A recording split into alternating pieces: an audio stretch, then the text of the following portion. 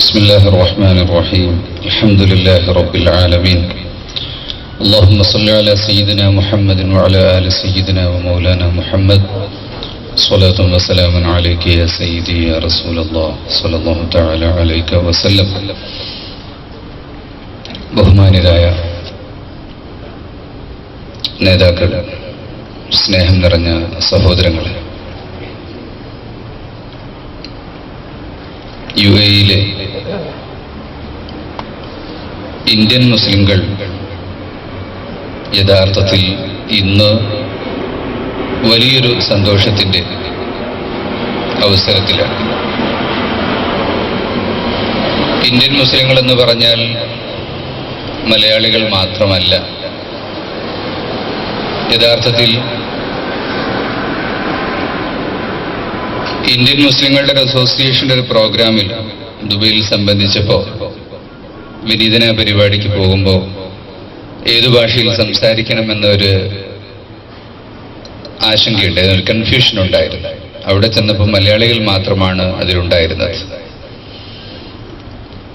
യഥാർത്ഥത്തിൽ മർക്കസു സഖാഫത്തി സുന്നിയ വിഭാവനം ചെയ്യുന്നത് ഇന്ത്യൻ മുസ്ലിങ്ങളെ തന്നെയാണ്. ഇന്ത്യയിലെ 20 സംസ്ഥാനങ്ങളിൽ നിന്നുള്ള വിദ്യാർത്ഥികൾ കേരളത്തിലെ ബാംഗ്ലൂരിലെ MG റോഡ് എന്ന് പറയുന്ന അതേ പ്രകാരമുള്ള ഏറ്റവും പ്രധാനപ്പെട്ട സ്പോട്ടിൽ അതിനോട് ചേർന്ന് കിടക്കുന്ന ഹലസൂരുവില് 6 നിലയുള്ള ഒരു കെട്ടിടം മർക്കസിനെ അബ്ദുൽ ഖാദർ ഹാജി ഏൽപ്പിക്കുകയും കൈക്ക ഫൗണ്ടേഷനും മർക്കസു സഖാഫത്ത് സുന്നിയുടെ സംയുക്ത സംരംഭമായി ഇൻഷാ അല്ലാഹ് ഈ ജൂൺ മാസത്തിൽ അവിടെ ഒരു ഇസ്ലാമിക് സ്റ്റഡീസിന്റെ ഹയർ എഡ്യൂക്കേഷൻ സെന്റർ ആരംഭിക്കുകയാണ്. അതിന്റെ എല്ലാം ഒരു മാതൃകയാണ് യഥാർത്ഥത്തിൽ ഇവിടെയും നമുക്ക് കൈവന്നിരിക്കുന്നത്. ദുബൈയിൽ ഇരുന്നു കൊണ്ട് തന്നെ നിങ്ങൾക്ക് ഒരുപാട് കോഴ്സുകൾ പഠിക്കാനുള്ള അവസരം, ഒരു വർഷത്തെ ഇസ്ലാമിക് സർട്ടിഫിക്കറ്റ് കോഴ്സ് നാട്ടിൽ നിന്ന് വരുമ്പോൾ ഫാത്തിഹായും നിസ്കാരത്തിന്റെ ഫർളും ഷർത്തും ഒന്നും പഠിക്കാൻ അവസരം കിട്ടാതെ പോകുന്ന എത്രയോ സുഹൃത്തുക്കളുണ്ട്.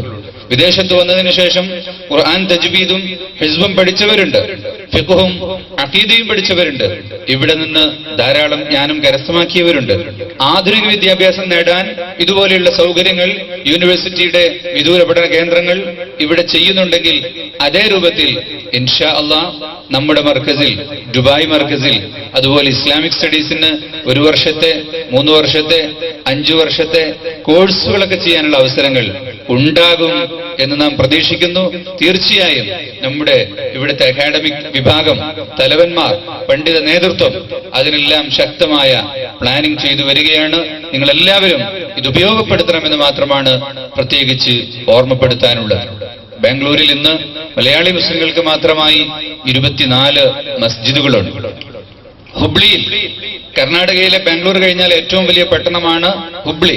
ഹുബ്ലിയിൽ മർക്കസിന്റെ നേതൃത്വത്തിൽ മസ്ജിദും മദ്രസയും ഷോപ്പിംഗ് കോംപ്ലക്സും ഉൾപ്പെടുന്ന ഒരു കെട്ടിട സമുച്ചയം 4 വർഷമായി ഉദ്ഘാടനം ചെയ്തിട്ട് മലയാളി വിദ്യാർത്ഥികൾ അവിടെ ചെന്ന് ഹുബ്ലിയിലെ വിദ്യാലയങ്ങളിൽ പഠിക്കുന്നു. അവരെല്ലാം അവിടെ മദ്രസകൾ ആരംഭിക്കുന്നു. ഡൽഹിയിൽ 10ഓളം സ്ഥലങ്ങളിൽ നമ്മുടെ പ്രാഥമിക വിദ്യാഭ്യാസ കേന്ദ്രങ്ങൾ ഉൾക്കൊള്ളുന്ന മസ്ജിദുകൾ പണി പൂർത്തിയായി. മർക്കസിന്റെ വിദ്യാർത്ഥികൾ ഉപരിപഠനത്തിനു വേണ്ടി ഡൽഹി യൂണിവേഴ്സിറ്റിയിലും JNUവിലും ജാമിയ മില്ലിയയിലും മറ്റും പഠിക്കുന്ന സമയം അവർ താമസിക്കുന്നത് ഇത്തരം മസ്ജിദുകളിലാണ്. നമ്മുടെ വിദ്യാഭ്യാസ ബോർഡിന്റെ കീഴിൽ ഒരു കേന്ദ്രം സീനത്തുൽ മസാജിദിനോട് ചേർന്നുണ്ട്, ഇല്ലാത്തത് കൊണ്ടല്ല. മസ്ജിദുകളിൽ താമസിച്ച് രാവിലെ 1 മണിക്കൂർ അവർ മദ്രസ പഠിപ്പിക്കുന്നു. വൈകുന്നേരം തിരിച്ചു വന്നിട്ട് പിന്നെ 1 മണിക്കൂർ അഡൽട്ട് എഡ്യൂക്കേഷൻ ചെയ്യുന്നു. 1 വർഷം കൊണ്ട് വലിയ പരിവർത്തനമുണ്ടാക്കി. UPയിൽ നിന്ന് ഡൽഹിയോട് ചേർന്ന് നിൽക്കുന്ന ലോണി എന്ന ഗ്രാമത്തിൽ നമ്മുടെ സ്റ്റുഡൻസ് അവിടെ പ്രവർത്തിച്ച് പരിവർത്തനമുണ്ടാക്കി. 5 വക്തും ജമാഅത്തായി നിസ്കരിക്കുന്ന, ഹദ്ദാദൂന്ന, തൊപ്പി വെച്ച് റോട്ടിലിറങ്ങുന്ന, SSFന്റെ കൊടി വിറച്ച് പ്രകടനം നടത്തിയ, മിലാദ് ഷരീഫിന്റെ ജാഥ നടത്തിയ കുട്ടികളെ കണ്ട് നാട്ടുകാർ ആവേശം ഉൾക്കൊണ്ട് ഡൽഹിയിലെ തന്നെ ഒരു സഹോദരൻ 10 ലക്ഷം രൂപ വരുന്ന ഒരു ഭൂമി അവിടെ സംഭാവന ചെയ്യുകയും അതിനുശേഷം അവിടെ ഏകദേശം 3 മില്യന്റെ കെട്ടിടം വരികയും അൽഹംദുലില്ലാഹ് മർക്കസ് ചാരിറ്റി സ്കൂള് അവിടെ പ്രവർത്തനം ആരംഭിക്കുകയും ചെയ്തു. ഗുജറാത്തില് ഏറ്റവും കൂടുതൽ ഭീതിതമായി നമുക്ക് തോന്നുന്ന ഒരു പ്രദേശമാണ്. എങ്ങനെ ഗുജറാത്തിലേക്ക് പോകുമെന്നത് ഗുജറാത്തിൽ അൽഹംദുലില്ലാഹ് അതേ പ്രകാരം വലിയ 4 നിലയുള്ള ഒരു കെട്ടിടം, 28 ക്ലാസ് റൂമുകളും അനുബന്ധ സൗകര്യങ്ങളും ഹാളും എല്ലാം ഉള്ളൊരു കെട്ടിടം ഗുജറാത്തിലെ ഒരു കുടുംബം പണി കഴിച്ച് ഇത് ആർക്ക് കൊടുക്കും എന്നവർ ചിന്തിക്കുകയായിരുന്നു. അങ്ങനെ ചില പണക്കാരവിടെയാണ്. ദീനിനു വേണ്ടി എന്തെങ്കിലും ചെയ്യണം, പക്ഷെ എന്തു ചെയ്യണമെന്ന് അവർക്കറിയില്ല. അങ്ങനെ അന്വേഷിച്ചാണ് അവർ മർക്കസിൽ എത്തിപ്പെടുന്നത്. മർക്കസിനെ ഏൽപ്പിക്കുകയും മർക്കസ് അവിടെ സ്കൂളും മദ്രസയും ആരംഭിച്ചു. ഈ കഴിഞ്ഞ 14-ാം തീയതി ഒരു അന്താരാഷ്ട്ര മീലാദ് സമ്മേളനം ഗുജറാത്തിൽ വെച്ച് നടത്തി.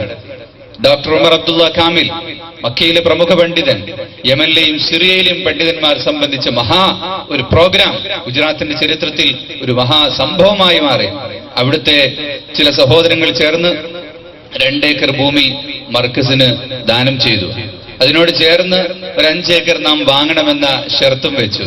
അവിടുത്തെ അഡ്മിനിസ്ട്രേറ്റീവ് ഓഫീസർ ഇന്ന് വിളിച്ചു പറഞ്ഞിരുന്നു, ഉടനെ 5 ലക്ഷം രൂപ നമ്മൾ കൊടുക്കുന്നില്ലെങ്കിൽ ഒരുപക്ഷെ ആ ഭൂമി നമുക്ക് നഷ്ടപ്പെടും. ഇങ്ങനെ എല്ലാ സ്ഥലത്തും നമ്മുടെ പ്രവർത്തനങ്ങളുമായി പോകുമ്പോൾ അതിനാവശ്യമായി വരുന്നത് ചുരുങ്ങിയ തുകയല്ല. നാട്ടിൽ നിന്ന് സേവന തൽപരരായിട്ടാണ് നമ്മുടെ പ്രബോധക വൃന്ദം അങ്ങോട്ടൊക്കെ പോകുന്നത്. നാട്ടിൽ നിന്ന് കിട്ടുന്ന ശമ്പളമാണ് അവിടെയും കിട്ടുന്നത്. എന്നാൽ അവർക്ക് വേണ്ടിയുള്ള വണ്ടിക്കൂലിയും അവരുടെ ജീവിത സന്ധാരണത്തിന് വേണ്ടിയുള്ള ഉപാധികളും നാം ചെയ്തു കൊടുക്കുമ്പോഴേ അവരെ പിടിച്ചു നിർത്താനും അങ്ങനെ ഈ പ്രവർത്തനം നമുക്ക് മുന്നോട്ട് കൊണ്ടുപോകാനും സാധിക്കുകയുള്ളൂ. ഇന്ത്യയുടെ വിവിധ നഗരങ്ങളിൽ ഇതുപോലെയുള്ള സ്ഥലങ്ങളുണ്ട്, ഒഴിഞ്ഞുകിടക്കുന്ന ഓഫീസുകളുണ്ട്, നേതൃത്വം കൊടുക്കാൻ ആളില്ലാത്ത സ്ഥലങ്ങളുണ്ട്. അവിടെ പലരും കയറിക്കൂടുന്നുണ്ട്. ഈ കഴിഞ്ഞ ഗുജറാത്തിൽ നിന്ന് വരുമ്പോൾ ഒരിക്കല് ബോംബെയിലെ മീര റോഡ് എന്ന് പറയുന്ന ഒരു പുതിയൊരു ടൗൺഷിപ്പ്, അവിടെ ഒരു വലിയൊരു 5000 പേർ നിസ്കരിക്കുന്ന ഒരു ജുമാ മസ്ജിദ് ഉണ്ട്. ആ മസ്ജിദ് കാണാൻ വേണ്ടി ഞാൻ പോയ സമയത്ത് ജുമാ നിസ്കരിക്കുന്നത് പള്ളിയുടെ പുറത്ത് ഏകദേശം 1/2 കിലോമീറ്റർ 2 ഭാഗത്തേക്കും ആളുകൾ നിറഞ്ഞ് റോട്ടിലടക്കം നിസ്കരിക്കുകയാണ്. പള്ളിയുടെ ഉള്ളിൽ കയറി ഞാൻ അവിടെ ഫോട്ടോ എടുക്കാൻ ശ്രമിച്ചപ്പോ അവിടുത്തെ ഹാരിസ് എന്ന് പറഞ്ഞു ഫോട്ടോ എടുക്കാൻ പാടില്ല. ഞാൻ പറഞ്ഞു ഓക്കെ, കുഴപ്പമില്ല. എവിടെ നിന്നാണെന്ന് ചോദിച്ചു, കേരളത്തിൽ നിന്നാന്ന് പറഞ്ഞു.